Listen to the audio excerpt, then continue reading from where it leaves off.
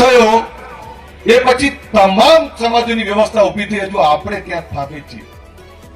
રવિન્દ્રભાઈ, હું તો તમને કહું છું, મેં આવ્યા હતા ત્યારે કીધું આપી દો વીઘો અને પૈસા એ બિલ્ડિંગ ઉભું કરવાની જવાબદારી મારી.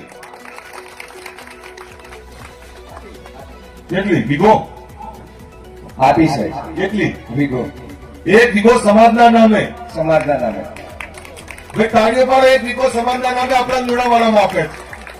અને કકડી તાળી પાડો. કોઈ ચોકલેટ છોકરું રોવો તો નહીં આપતા. આપણે એકવાર જોરદાર તાળીઓ, બે ઊંચા રાખીને તાળીઓ પાડો.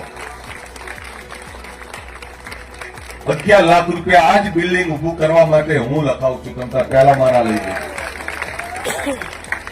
ધવલસિંહ 5 લાખ બતાવે છે. 11 લાખ ધવલસિંહ ના લખી લે.